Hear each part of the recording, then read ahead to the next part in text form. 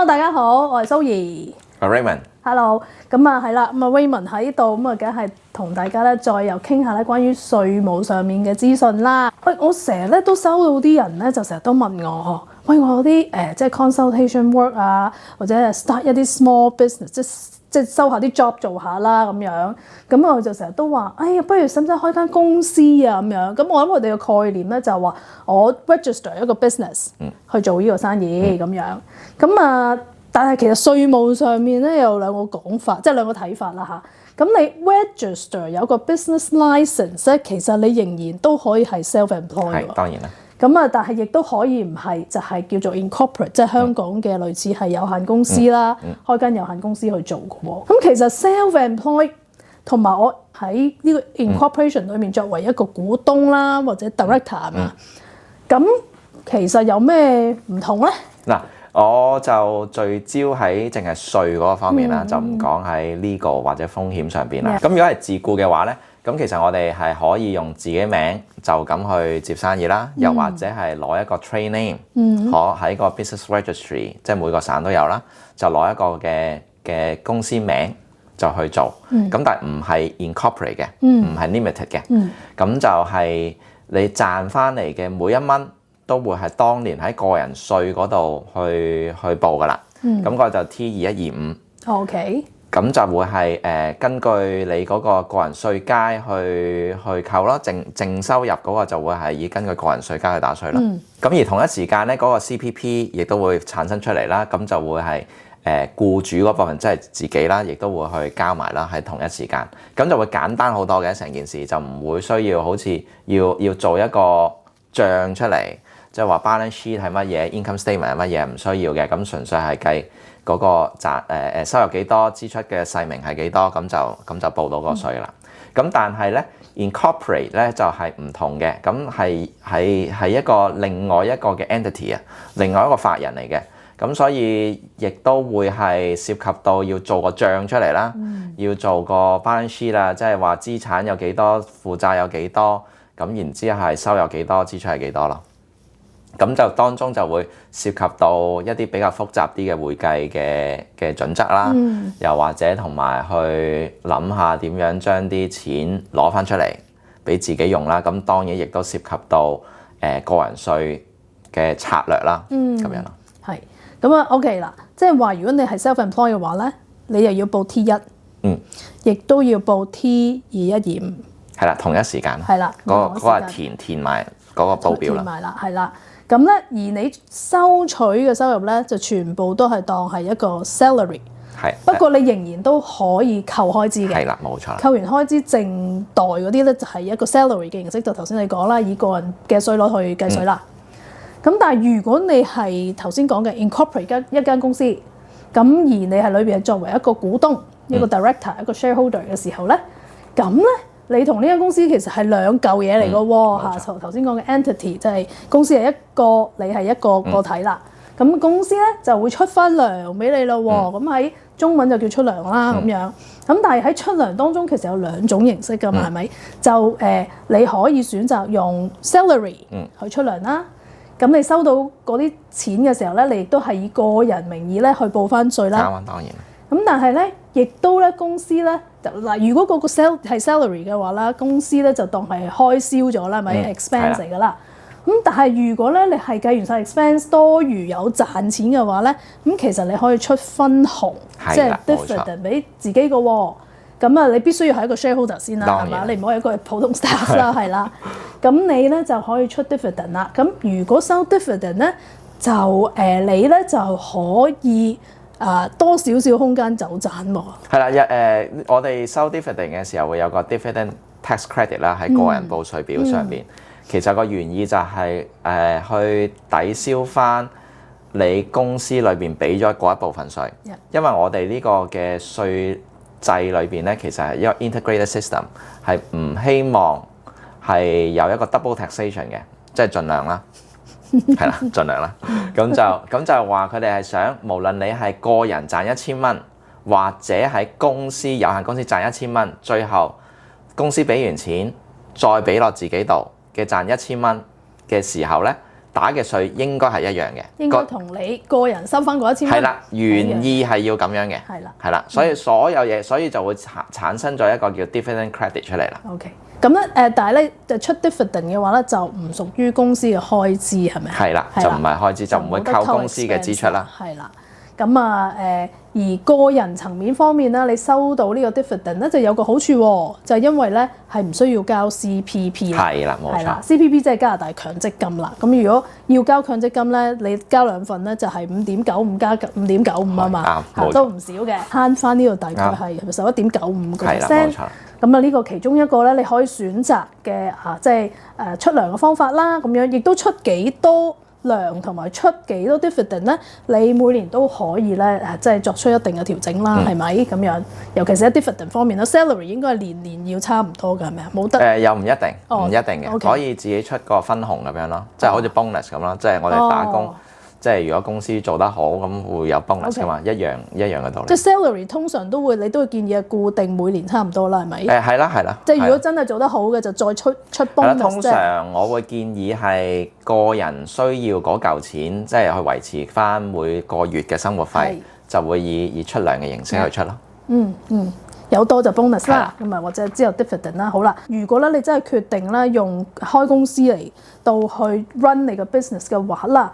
咁就一定係有啲原因，有啲好處啦。咁因為咧，其實咧我哋都講過㗎啦，喺加拿大咧，如果咧你係一個低過50萬盈利嘅公司嘅話啦，咁其實咧你個稅率咧相當之低㗎喎。係啦，大概就係11至12%啦，就睇下你邊個省啦。係啦 BC 省就11%啦，安省就12%。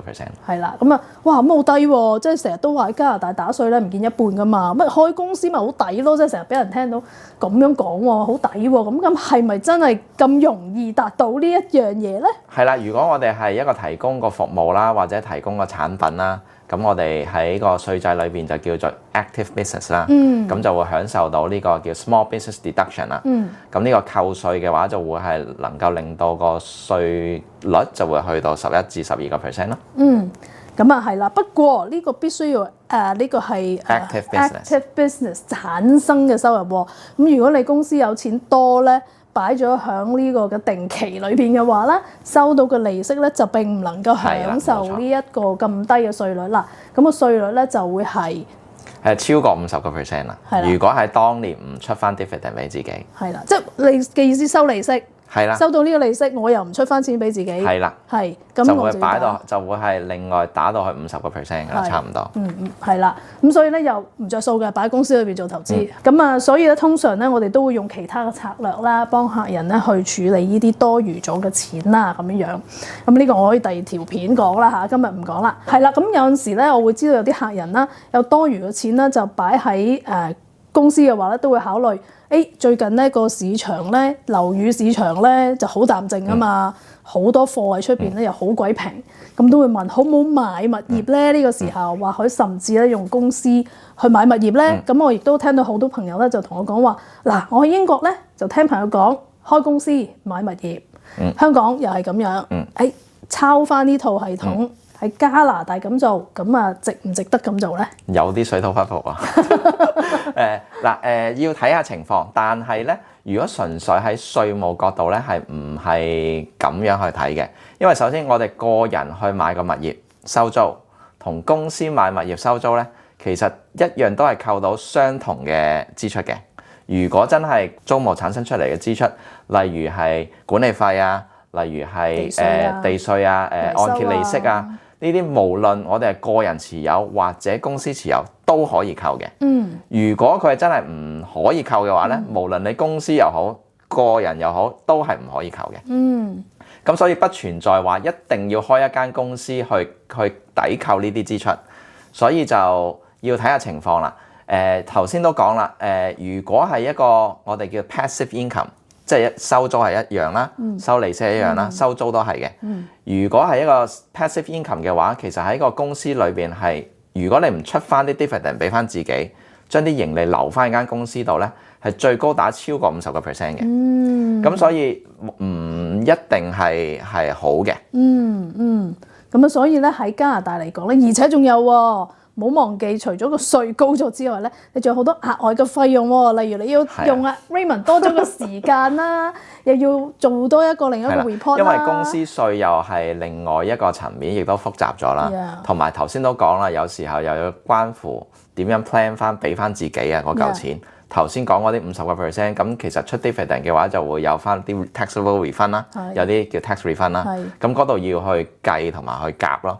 咁所以就成件事就複雜咗啦。咁就淨係一個 corporate tax 就會係比個人稅就爭好遠啦，嗰個費用。係啦，咁啊，所以一般嚟講，如果你話我夠錢，可能買1-2間收租，一間自住，一間收租，或者一間自住兩間收租咧，其實一般嚟講都唔係咁划算。係啦，喺稅務嚟講就唔划算啦。咁除非有啲情況之下係買個係商鋪，或者係商業樓宇。即係而家啲office 啊嗰啲係好平啊嘛，好平啊，冇人要係啦，冇人要啊！而家全部係 online 啊、雲端咁樣噶嘛，咁嗰啲甚至乎係啲倉啊嗰啲啦，咁或者鋪頭地鋪又係跌好多啦，咁嗰啲就我會建議係用個有限公司係好嘅，咁唔係因為稅嘅問題，而係因為法律同風險個管理嘅問題，因為本身啲一啲商業嘅物業咧就會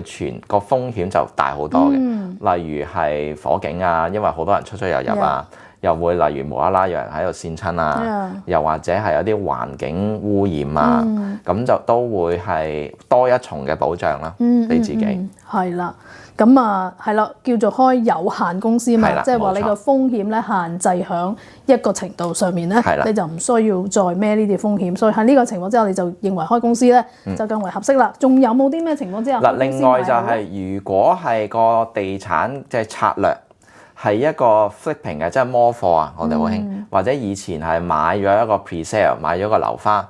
然之後中間隔咗1-2年之後就再轉讓俾人咧，咁喺加拿大嘅稅制裏邊咧，呢一個唔係一個投資嚟嘅，呢一個投機活動咧係一個商業行為咧，賺翻嚟嘅錢係100%係收入嚟嘅，咁所以如果你係想係用呢一個策略嘅話咧，我就建議去用間有限公司去做呢啲嘅策略，因為頭先都講啦，如果係私人公司。小型生意個盈利係50萬以下嘅話咧，係打11%啫嘛，11至12啫嘛。咁呢個情況咪好咯，就唔會係以個人嗰個稅階去打啦，嗰個稅。即係如果假如啦，你當年啦喺炒賣樓宇當中咧賺取嘅叫做資本增值啦，係有40萬咁先啦嚇。咁如果你喺個人層面嘅話咧，你打稅咧差唔多 average 等於咧打咗一半啦，50%。但係如果你公司嘅話咧，其實呢度打大概11至12%嘅啫喎。咁所以如果你就真係諗住喺加拿大咧有利可圖，可以用呢個 flipping 嘅形式去做即係做呢個地產投資嘅話咧，咁就係開翻公司就正常啲。同埋另外有一啲嘅策略就係通常買一啲好舊嘅屋啊，然之後喺入邊翻新完之後即刻賣翻出去咧，咁亦都係符合呢一個嘅都應該用開公司啦，係啦 active business 啦。好啊。咁啊，另外咧就講開公司啦。咁其實我頭先都講啦，我都有唔少嘅人打電話嚟咧，就話：我咧就喺英國或者咧我喺香港係有公司。咁無論係呢啲公司係咪為咗賣物業又好，或者以前一路都係做緊生意嘅都好啦嚇。咁咧佢哋而家嚟咗加拿大之後咧，就係做咗加拿大稅務居民喎。咁好多人咧就以為我香港公司啫嘛，同我加拿大冇關㗎，唔需要你去啦，係咪擺埋一邊咁樣？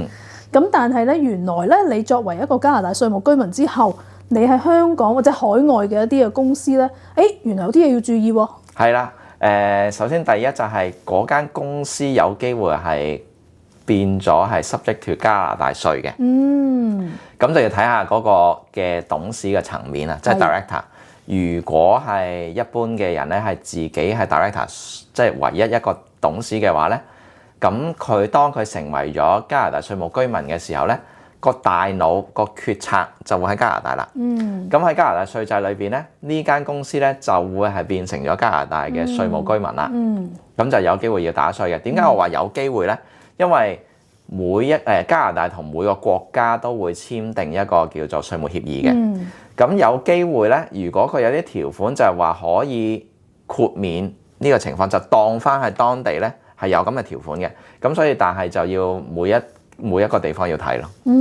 係啦，咁所以就唔好諗住喺外邊有間公司唔關加拿大事，唔理啦。同埋另外咧，如果係間海外公司係淨係投資用途嘅啫，即係例如收租，啱啱你咁講，咁我哋係會個人稅其實係要報翻嗰個收租嘅淨收入嘅，因為根據呢個叫做 FAPI rule， 呢個 FAPI 啊，咁就係 Foreign Accrued Property Income。OK。咁就係一定要個人稅打翻嘅，因為佢係唔希望我哋係用一個有限公司嘅形式去不斷延咗一啲嘅投資收入。咁所以係要個人稅係要打翻啦。另外仲有個我哋成日講個海外資產申報啊嘛。係啊。咁呢啲公司咧，其實就唔係海外資產嚟嘅。我哋另外有一個叫 T134，叫 Foreign Affiliate 嘅 reporting，係要搞嘅。OK。咁係要另外再去申報嘅。咁即係話唔係話完全你海外嘅嘢完全唔理。除非你係有心隱瞞嘅啫。OK。有心 non-compliant。係，即係1135咧就報資產，海外資產係啦，海外資產1134咧就報海外嘅公司嘅一個稅啦。咁即係又多份 report 啦，你又收多筆錢啦。係啦。咁啊就咧你就一路咧就養肥阿 Raymond 啊，搞咁複雜嘅嘢咧就佢又越嚟越肥，你越嚟越奀。係啊，你睇翻之前啲片，可能我真係越嚟越肥啊個樣。係啦，咁所以大家咧就要留意翻啊。咁啊今日咧就係啦，想即係最近我多咗啲朋友即係同我問開呢啲問題咧，我都既然阿 Raymond 你喺度咧，都想同佢傾下呢方面嘅嘢，俾翻一啲清晰嘅啱嘅觀念俾大家，等大家咧喺準備咧報稅嘅時候咧就可以輕鬆啲啦。